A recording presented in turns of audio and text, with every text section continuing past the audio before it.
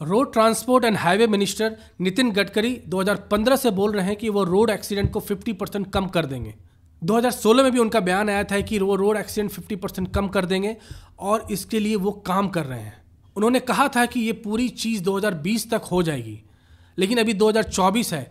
50% कम क्या, अभी तो रोड एक्सीडेंट काफ़ी बढ़ चुकी है। अब किसी भी तरह का रिपोर्ट देखेंगे आप पाएंगे कि रोड एक्सीडेंट की जो संख्या है वो बढ़ती जा रही है हर साल।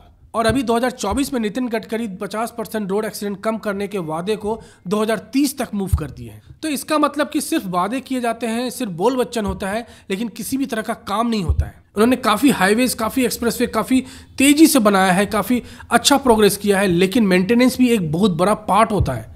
जब आप टूटे हुए रोड को मेंटेन कर ही नहीं सकते हैं, रोड एक्सीडेंट को आप क्रब कर ही नहीं सकते हैं, तो फिर कोई मतलब नहीं बनता है कि आप कितने फास्ट और कितने रफ्तार से हाईवे और एक्सप्रेसवे बना रहे हैं। अब देखना है कि 2030 के पहले ये डेट कहीं पोस्टपोन होकर 2040 ना हो जाए। इस पूरे रोड एक्सीडेंट में अगर मैं इंडिया की बात करूं तो इंडिया में, हमारे देश में सबसे ज़्यादा 2 व्हीलर के लोग एक्सीडेंट में मरते हैं या घायल होते हैं। पूरे दुनिया में सबसे ज़्यादा 2 व्हीलर रजिस्टर्ड या सबसे ज़्यादा 2 व्हीलर जो चलती है वो हमारे देश में है। ये करीब 28 करोड़ से ज़्यादा है और ये सब रजिस्टर्ड 2 व्हीलर है। सिर्फ दिल्ली में 53 लाख से ज़्यादा 2 व्हीलर रजिस्टर्ड है। पूरे महाराष्ट्र के रोड एक्सीडेंट में जो लोग मरते हैं या घायल होते हैं उसमें से 58% 2 व्हीलर चालक होते हैं और दिल्ली में करीब 60 to 65%। ये समस्या काफ़ी गंभीर है और हमें सोचना चाहिए, हमें इस पर बात करना चाहिए।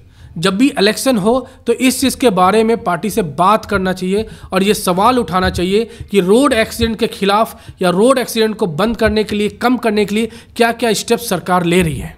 आपके और हमारे घर में जो फूड डिलीवर करता है, जो पार्सल डिलीवर करता है, जो आप मोबाइल से सिर्फ आधे घंटे में, 1 घंटे में अपने मनपसंद किसी भी खाने चीज़ को आप ऑर्डर कर लेते हैं, वो 2 व्हीलर राइडर ही होता है। उस 2 व्हीलर राइडर का सैलरी काफ़ी कम होता है। वो बारिश में और धूप में आपके घर में एक समय पे खाना पहुंचाता है, पार्सल पहुंचाता है, लेकिन उसके सेफ्टी का कोई भी ध्यान नहीं रखता है, ना ही उसकी कंपनी, ना ही हम लोग, ना ही यहाँ की सरकार। और जब हम लोग रिपोर्ट देखते हैं कि सबसे ज़्यादा 2 व्हीलर के लोग मरते हैं या घायल होते हैं तो ये काफ़ी डिस्टर्बिंग होता है और काफ़ी अलार्मिंग सिचुएशन बन जाता है। मैं यहाँ पे रोड रेज की बात नहीं कर रहा हूँ। रोड रेज एक डिफरेंट और एक टोटली डिफरेंट टॉपिक है। मेरा एक छोटा सा सवाल है कि क्यों नहीं हाई क्वालिटी हेलमेट कंपलसरी कर दिया जाता है बाइक के साथ? क्यों नहीं बाइक की कंपनी बाइक के साथ एक हाई क्वालिटी हेलमेट भी डिलीवर करती है? और क्यों नहीं ऐसा चेक्स लगाया जाता है रोड पे कि जो भी लोग हाई क्वालिटी हेलमेट नहीं पहने हैं तो उसके लिए लाइसेंस रद्द की जाए, सस्पेंड की जाए या हेवी फाइन लगे? कुछ मेट्रोज में तो ये देखी जाती है, लेकिन Tier 2, Tier 3 सिटीज़ में ऐसा किसी भी तरह का रोक टोक नहीं है। और मैं यहाँ पे कोई नॉर्मल हेलमेट की बात नहीं कर रहा हूँ, मैं बात कर रहा हूँ हाई क्वालिटी हेलमेट जो आपका लाइफ सेवर बने। आप अगर वीडियो में यहाँ तक बने हुए हैं तो प्लीज़ चैनल को सब्सक्राइब करें और वीडियो पसंद आए तो लाइक और शेयर जरूर करें। अभी हम लोग बात करते हैं particular to the 2 wheeler rider कि क्या क्या रोड एक्सीडेंट के रीजंस हैं और उसके सॉल्यूशंस क्या हो सकते हैं। The first and foremost reason जो मुझे लगता है, bad quality of the road. जब रोड बनती है तो 1 और 2 महीने काफ़ी सही होता है, लेकिन एक बारिश के बाद जब रोड पे गड्ढे होते हैं तो ये समझ में नहीं आता है कि रोड में गड्ढे हैं या गड्ढे में रोड है। और ये मैं बात Tier 2, Tier 3 सिटी के रोड के बारे में नहीं कर रहा हूँ, मैं मेट्रो, दिल्ली, मुंबई जैसे शहर के बारे में बात कर रहा हूँ। इतने गड्ढे रोड में, मतलब कि बाइक वाला अगर रात में जा रहा है और ट्रैफिक लाइट नहीं चल रही है तो वो गिर जाएगा उसमें। और इस तरह के गड्ढे होते हैं कि वो गिर के बचने की भी संभावना काफ़ी कम रहता है। तो पहला रीज़न है bad quality of the road. Road आप जिस तेज़ी से रफ्तार से बना रहे हैं, एक्सप्रेसवे और हाईवे, वो काफ़ी अच्छा है, लेकिन मेंटेनेंस भी एक बहुत बड़ा मुद्दा है। आपको मेंटेनेंस को भी बनाना पड़ेगा, वो एक नहीं तो बाद में बहुत बड़ा इशू बन जाएगा। अब इसका सॉल्यूशन क्या है? इसका सॉल्यूशन तो सीधा सरकार के पास है। आप जिसको कॉन्ट्रैक्ट देते हैं उसका ऑडिट सही से करें। अगर 1 साल के अंदर में रोड खराब होती है तो कॉन्ट्रैक्ट में 50% ऑफ द फाइन लगाए।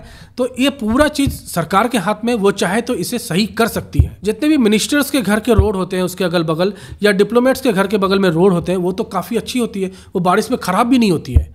तो जो नॉर्मल पीपल, जो टैक्स पेयर है, उसके जो रोड होते हैं, उसके घर के अगल बगल जो रोड होते हैं, वो इतनी ख़राब क्यों होती है? तो इतने सारे गड्ढे होते हैं, ट्रैफिक इतना स्लो हो जाता है, पूरे पेट्रोल के पैसे की बर्बादी होती है, आपको स्ट्रेस बढ़ता है, आपके गाड़ी के मेंटेनेंस बढ़ जाती है। तो ओवरऑल हम लोग इतने हेवी टैक्स पे करने के बाद भी हमें कुछ नहीं मिलता है। क्या मिलता है? एक बारिश के बाद गड्ढे, भरे हुए गड्ढे रोड पे। दूसरा इंपॉर्टेंट रीज़न है आरा टेरा चलाना। ये सुनने में थोड़ा अजीब लग रहा होगा, लेकिन बहुत सारे टू व्हीलर राइडर है, जनरली एक्टिवा वाले छपरी राइडर जो होते हैं, जो आरा टेढ़ा चलाते हैं, उसके कारण से उनकी काफ़ी मौत होती है। अब मैंने खुद देखा है कितने सारे एक्सीडेंट एक्टिवा वाले जो लेफ्ट राइट विदाउट लेन देखना, लेन तो छोड़ दो, राइट लेफ्ट इंडिकेटर तक नहीं देते हैं, उसके कारण से बहुत सारी एक्सीडेंट होती है। और इसका सॉल्यूशन तो स्ट्रेट फॉरवर्ड राइडर के पास है। ट्रैफिक पुलिस वाले, मैं तो बोलूँगा कि ट्रैफिक पुलिस वाले इसमें हेवी फाइन दे, इनफैक्ट गाड़ी को भी जब्त कर ले अगर एक या 2 महीना, तभी ये चीज़ समझ में आएगा। छोटे मोटे फाइन से ये लोग बच जाते हैं। अगर 1000 का फाइन है तो ये ट्रैफिक पुलिस को 100-200 दे के निकल जाते हैं। लेकिन यहाँ पे अगर लाइसेंस को रद्द किया जाए या गाड़ी को रख दिया जाए थाने में 1-2 महीने के लिए, तब शायद ये कमी हो जाएगा। तीसरा और काफ़ी बड़ा और काफ़ी लॉजिकल रीज़न है, जब 2 से ज़्यादा रोड मर्ज होकर एक नैरो सिंगल रोड बन जाती है।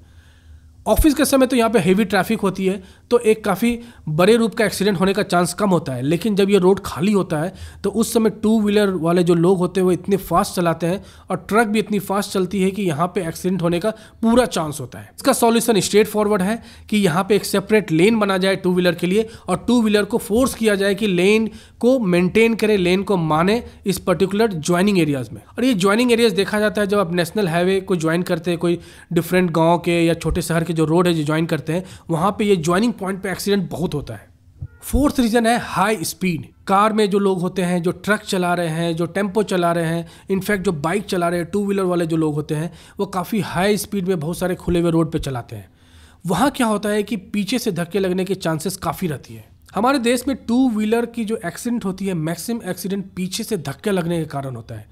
जो हाई स्पीड में जो ट्रक चलती है, जो कार चलती है, या टेम्पो ट्रैवलर जो चलती है, वो टू व्हीलर को पीछे से काफ़ी बार धक्का दे देती है, जिसके कारण से वहाँ पे टू व्हीलर के लोग की मौत भी हो जाती है या गंभीर रूप से वो घायल भी हो जाते हैं। इसका सॉल्यूशन है कि स्पीड चेकर लगाया जाए। जिस रोड पे लगता है कि हाई स्पीड में गाड़ी चलती है तो वहाँ पे ऑटोमेटेड स्पीड चेकर लगाया जाए, और उसकी स्पीड चेकर के थ्रू ट्रैफिक पुलिस वाले ये एनालाइज करे, या सिस्टम ऐसी बनाई जाए कि वो एनालाइज करे कि किस पर्टिकुलर बंदे के गाड़ी की स्पीड ज़्यादा थी, उसके लाइसेंस को सस्पेंड किया जाए और गाड़ी को जब्त किया जाए 2 से 3 महीने के लिए। फिफ्थ रीज़न है कि ये रोड के बगल में मिट्टी होती है या रोड के जो कॉर्नर में ऑयल गिरे रहते हैं, वहाँ पे डर्ट गिरे रहते हैं।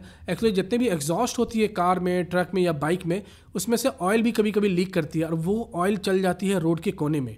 तो इसमें क्या होता है कि जब बाइक ओवरटेक करती है किसी गाड़ी को, तो चांसेस होता है बाइक को स्लिप करने को। कार के केस में ज़्यादा प्रॉब्लम नहीं होता है क्योंकि वो स्लिप करके अपने बैलेंस बना लेती है, लेकिन बाइक अगर इस तरह के ऑयल वाले कोने वाले सरफेस में अगर स्पिल करती है तो ये काफ़ी बड़ी एक्सीडेंट हो जाती है, जिसके कारण से पीछे वाले ट्रैफिक पर भी एक्सीडेंट हो जाती है। तो इस चीज़ का एक सॉल्यूशन है कि रोड की क्लीनिंग, जो भी डिपार्टमेंट इस चीज़ को देखते हैं, या पीडब्ल्यूसी की कोई भी एक पर्टिकुलर सब डिपार्टमेंट होगी जो रोड की क्लीनिंग देखती है, तो पर्टिकुलर मशीन से इस वाले ऑयल कॉर्नर, जो रोड के कॉर्नर जहाँ पे ऑयल और डस्ट गिरे हैं, उसे हटाना चाहिए। सिक्स्थ इंपॉर्टेंट रीज़न है रोड के कॉर्नर में जो ठेले लगाए जाते हैं, छोटे मोटे टपरी जैसे दुकान लगा दिए जाते हैं, या ऑटो, खासकर इलेक्ट्रिक ऑटो आजकल देखा जा रहा है कहीं भी रोक देते हैं, या पार्किंग स्पेस बना देते हैं। पार्किंग स्पेस जहाँ रहे वहीं पे पार्किंग होना चाहिए। अगर नहीं हो रहा है तो गाड़ी और ठेले को जब्त किया जाए।